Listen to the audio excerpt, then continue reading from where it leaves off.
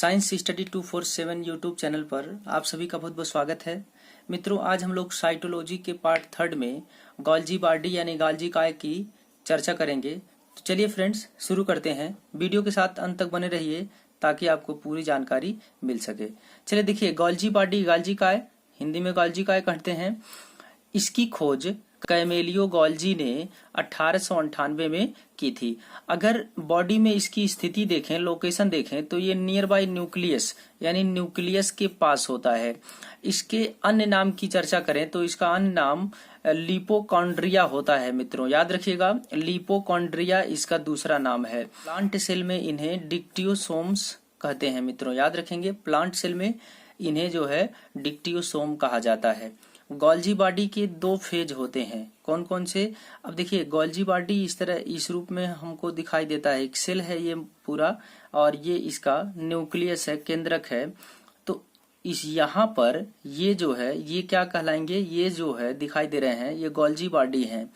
अब न्यूक्लियस के पास वाले को हम सिस फेज कहते हैं। गोल्जी बॉडी के दो फेज जो होते हैं, उनमें जो न्यूक्लियस के पास वाला ये गोल्जी बॉडी होता है उसको सिस फेज कहा जाता है। और जो प्लाज्मा मेम्ब्रेन यानी ये प्लाज्मा मेम्ब्रेन है, तो इसके पास वाला जो गोल्जी बॉडी है उसको हम ट्रांस फेज बोलते हैं। मित्रों याद रखेंगे, ये जो है प्रोटीन और ऑर्गेनिक कंपाउंड्स को पैकिंग करने में सहायक होते हैं, ये याद रखिएगा। एक नोट पॉइंट याद रखिएगा मित्रों, जब आरएनए प्रोटीन का संश्लेषण साइटोप्लाज्म में करता है तो प्रोटीन बिखरे हुए होते हैं। याद रखिएगा, जब आरएनए प्रोटीन का संश्लेषण साइटोप्लाज्म में करता है तो प्रोटीन क्या होते हैं? बिखरे हुए होते हैं। गोल्जी बॉडी का काम क्या है? तो गोल्जी बॉडी इन्हें बंडल के रूप में पैकिंग करने का काम करती है। अब एक फिगर के माध्यम से इसको समझने का प्रयास करते हैं। मित्रों ये देखिए, एक सेल है। इस सेल में जो ये दिखाई दे रहे हैं, ये है प्रोटीन के छोटे छोटे पार्टिकल्स। आरएनए जो प्रोटीन का संश्लेषण करता है, यानी ये आरएनए है। इस आरएनए में प्रोटीन संश्लेषित हो गया है, बन गया है। अब प्रोटीन बन गया है तो गोल्जी बॉडी इन्हें क्या कर देगा?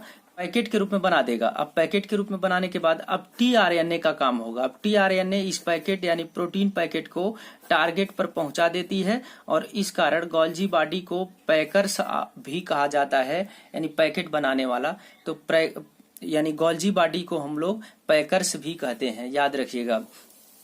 और दूसरा नोट पॉइंट याद रखेंगे कि गोल्जी बॉडी को traffic police of the cell भी कहा जाता है, यानी कोशिका का ट्रैफिक पुलिस भी कहा जाता है। किसको? गोल्जी बॉडी को, ये याद रखिएगा। अब बात करते हैं सेंट्रोसोम की, केंद्रकाय की। तो केंद्रकाय की चर्चा करें तो देखिए, इसकी खोज टी बोवरी ने किया था। याद रखेंगे, सेंट्रोसोम की जो खोज है वो टी बोवरी ने किया था। अब देखिए, फिगर के माध्यम से समझने का प्रयास करते हैं। तो ये सेंट्रोसोम है मित्रों, ये पूरा सेल है।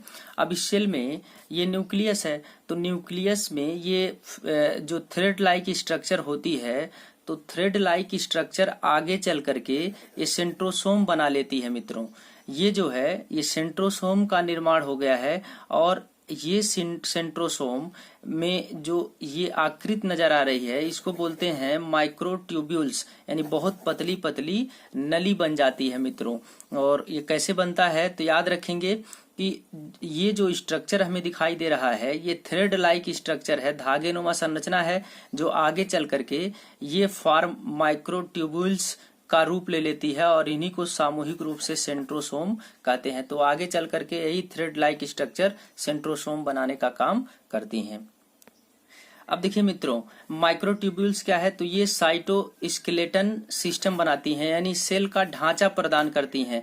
यानी ये सेल का ढांचा प्रदान करती हैं, अर्थात ये सेल की साइज, शेप आदि का निर्धारण करती हैं।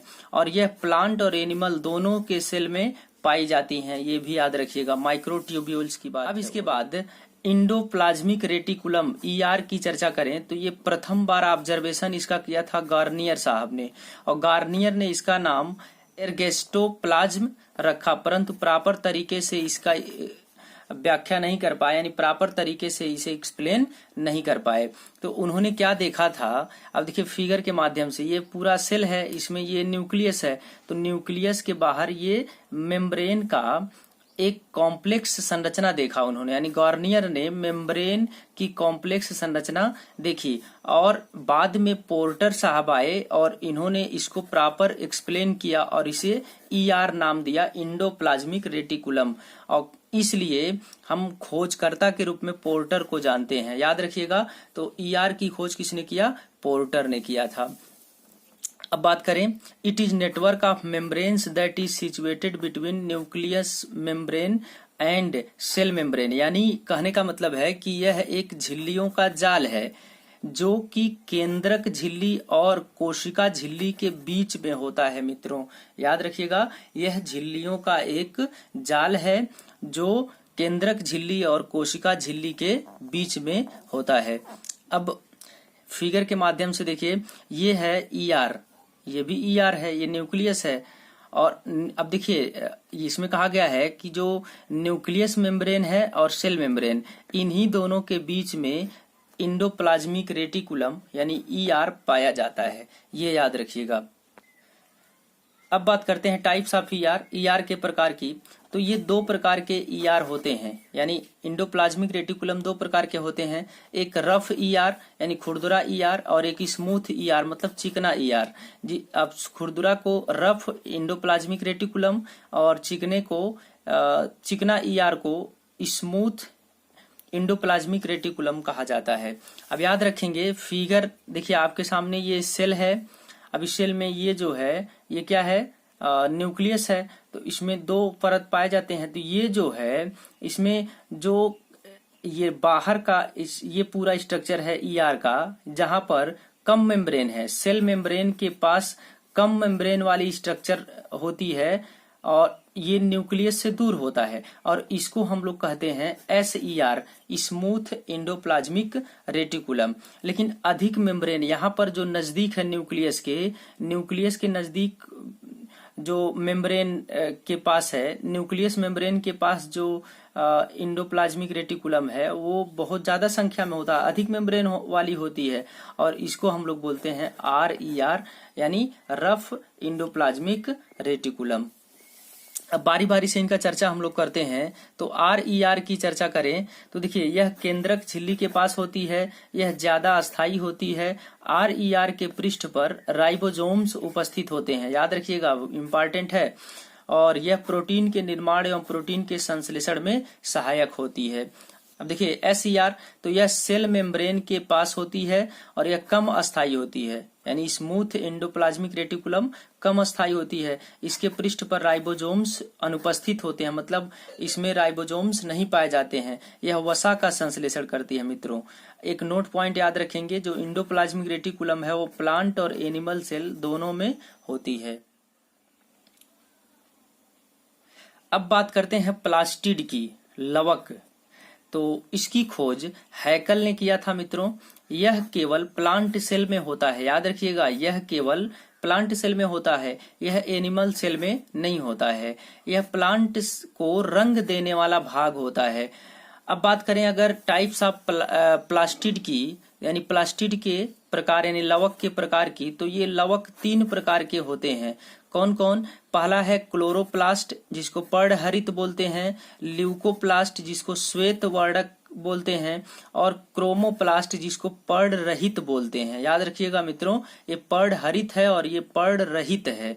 अब बारी बारी से इनकी चर्चा हम लोग करते हैं। तो देखिए क्लोरोप्लास्ट की बात करें तो इसकी खोज सिम्पर ने किया था। यह हरे रंग का होता है। पिगमेंट इसमें कौन सा होता है? क्लोरोफिल, जिसको कहते हैं हरित लवक। और ये फोटोसिंथेसिस करता है, याद रखिएगा। और यह लीफ यानी पत्तियों और ग्रीन फ्रूट्स यानी हरे फलों में होता है। इसको जो है kitchen house of the plant cell, यानी ये जो है पादप कोशिकाओं का रसोई घर कहा जाता है इसको, क्लोरोप्लास्ट को। और फूड प्रिपेयर करता है, याद रखिएगा, फूड को प्रिपेयर करने का काम करता है। ल्यूकोप्लास्ट की बात करें तो ये जो है कलरलेस प्लास्टिड है और फूड स्टोर करता है। ये प्रिपेयर नहीं करता बल्कि स्टोर करता है फूड को। और यह प्लांट को व्हाइट या ट्रांसपेरेंट यानी पारदर्शी रंग देता है।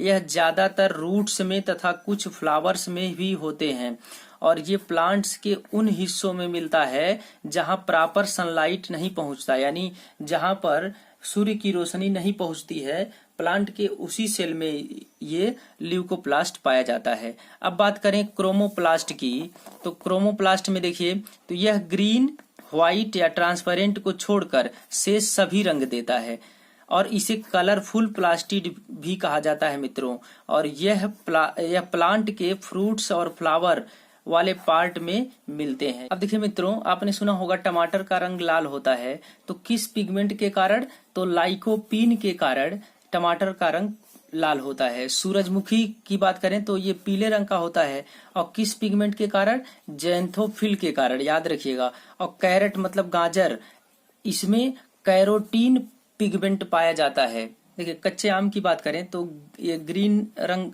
कलर का होता है और ये क्लोरोप्लास्ट पिगमेंट के कारण होता है। पक्के आम की बात करें तो पका आम पीले रंग का होता है, येलो कलर का, और उसमें क्रोमोप्लास्ट पिगमेंट पाया जाता है। अब याद रखेंगे एक पॉइंट कि क्लोरोप्लास्ट कन्वर्ट हो जाता है क्रोमोप्लास्ट में। याद रखिएगा, क्लोरोप्लास्ट क्रोमोप्लास्ट में कन्वर्ट होता है। और चुकंदर की बात करें तो इसमें पिगमेंट पाया जाता है बेटामीन। और बैगनी कलर जो होता है, बैगनी रंग देने वाला जो पिगमेंट है उसको एंथोसाइनिन बोलते हैं। याद रखिएगा, एंथोसाइनिन। अब बात करते हैं टाइप्स ऑफ ल्यूकोप्लास्ट की। तो ल्यूकोप्लास्ट 3 प्रकार के होते हैं। एक होता है एमिलोप्लास्ट। अब याद रखेंगे, यह कार्बोहाइड्रेट को स्टोर करता है मित्रों। और एग्जाम्पल है पोटैटो, केला, चावल आदि इसमें पाया जाता है।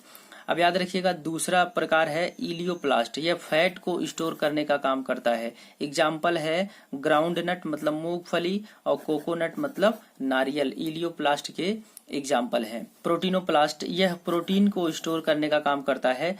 जैसे एग्जाम्पल के रूप में आएगा पल्स यानी मटर। अब याद रखेंगे मित्रों, difference between plant cell and animal cell, यानी हम लोग प्लांट सेल और एनिमल सेल में महत्वपूर्ण अंतर को देखेंगे। तो यहाँ देखिए प्लांट सेल है और इधर एनिमल सेल। अब बात करते हैं इसके साइज की। तो इसका साइज लार्ज यानी बड़ा होता है, लेकिन एनिमल सेल का साइज छोटा होता है। और प्लांट सेल में इसका शेप रेक्टेंगल जैसा होता है, लेकिन एनिमल सेल का शेप गोलाकार यानी आकार गोलाकार होता है। प्लांट सेल स्वपोषी होते हैं, एनिमल सेल ये परपोषी होते हैं, याद रखिएगा। और प्लांट सेल का रेगुलर शेप यानी निश्चित आकृति होती है, लेकिन एनिमल सेल जो होते हैं उनकी आकृति अनिश्चित होती है, इर्रेगुलर होती है। और बात करें प्लांट सेल में तो इसमें क्लोरोप्लास्ट होता है और एनिमल सेल में क्लोरोप्लास्ट नहीं होता है। और प्लांट सेल में बात करें तो इसमें सेलवाल होता है और एनिमल सेल में सेलवाल नहीं होता है। और क्या है, तो इसमें फूड स्टार्च के फॉर्म में स्टोर होता है, यानी प्लांट सेल में फूड स्टार्च के फॉर्म में यानी रूप में स्टोर होता है, लेकिन एनिमल सेल में फूड जो है भोजन ग्लाइकोजन के रूप में स्टोर होता है। इसका आउटर मेम्ब्रेन यानी बाहरी झिल्ली सेलवाल कहलाती है और इसमें आउटर मेम्ब्रेन प्लाज्मा मेम्ब्रेन या सेल मेम्ब्रेन होती है। और बात करें तो इसमें गोल्जी बॉडी को डिक्टियोसोम कहा जाता है, लेकिन इसमें गोल्जी बॉडी को गोल्जी बॉडी ही कहा जाता है। और प्लांट सेल में केंद्रक बड़ा होता है और एनिमल सेल में केंद्रक छोटा होता है। इसमें प्लांट सेल में वैक्यूल्स यानी रिक्तिकाएं बड़ी होती हैं और एनिमल सेल में वैक्यूल्स छोटी होती हैं। और बात करें प्लांट सेल में तो न्यूक्लियस पेरिफेरल किनारों पर होते हैं, यानी ये किनारों पर होते हैं न्यूक्लियस प्लांट सेल में, और इसके बगल में बड़ी सी रिक्तिकाएं होती हैं। लेकिन जो एनिमल सेल है उनमें न्यूक्लियस एकदम बीच में होता है, ये याद रखिएगा। और बात करें तो इसमें प्लास्टिड, प्लांट सेल में प्लास्टिड होता है लेकिन एनिमल सेल में प्लास्टिड नहीं होता है। और बात करें प्लांट सेल में लाइसोसोम कभी कभी यानी न के बराबर पाए जाते हैं, हम न के बराबर मान सकते हैं, लेकिन एनिमल सेल में लाइसोसोम हमेशा पाए जाते हैं। अब फिगर को ध्यान में रखते हैं, फिगर के थ्रू हम लोग कुछ डिस्कशन कर लेते हैं। तो देखिए मित्रों, ये फिगर है प्लांट सेल और एनिमल सेल में। तो इसमें देखिए ये जो ये बाहर वाला जो पार्ट है ये सेल वाल है, और जो अंदर वाला ये वाला पार्ट है इसके ठीक बगल में ये है हमारा सेल मेम्ब्रेन, यानी प्लांट सेल की अभी बात हो रही है। और ये जो दिखाई दे रहे हैं संरचना में ये है गोल्जी बॉडी, और ये जो दिखाई दे रहे हैं ये SER है, यानी स्मूथ इंडोप्लाज्मिक रेटिकुलम, और ये है रफ इंडोप्लाज्मिक रेटिकुलम, और ये जो छोटा सा दिखाई दे रहा है यही है प्लास्टिड, और ये है हमारा माइटोकॉन्ड्रिया, और ये इसका न्यूक्लियस है, और इसके बाहर ये झिल्ली जो दिखाई दे रही है ये न्यूक्लियस मेम्ब्रेन है। अब वही बात करें अगर एनिमल सेल की, तो यहाँ देखिए ये इसका बाहरी आवरण क्या होगा, तो बाहरी आवरण सेल मेम्ब्रेन है, और इसमें ये जो दिखाई दे रहा है इसको हम सेंट्रोसोम यानी केंद्रकाय कहेंगे, और ये छोटा सा दिखाई दे रहा है इसको लाइसोसोम बोलेंगे। ये हमारा माइटोकॉन्ड्रिया है, और ये RER है, और ये SER है, और ये जो है ये हिस्सा ये गोल्जी बॉडी है, और ये न्यूक्लियस है, ये न्यूक्लियस मेम्ब्रेन है। तो मित्रों साइटोलॉजी का पार्ट हम लोग खत्म कर चुके हैं। अगले क्लास में हम लोग सेल डिवीजन को देखेंगे। तो उम्मीद करते हैं मित्रों आप सभी को ये वीडियो पसंद आया होगा। वीडियो पसंद आ रहा है तो लाइक शेयर सब्सक्राइब करना न भूलिए। लाइक करेंगे तो ही हमें मोटिवेशन मिलेगा और अच्छे कंटेंट आपको मिल पाएंगे। तो उम्मीद करते हैं आप लोग जो है हमारी बात को समझ पाए होंगे, और हमारा कर्तव्य है जो वो हम कर रहे हैं। आप अपना कर्तव्य अच्छे से निभाइए, और मिलते हैं अगले वीडियो में। तब तक के लिए बहुत बहुत धन्यवाद।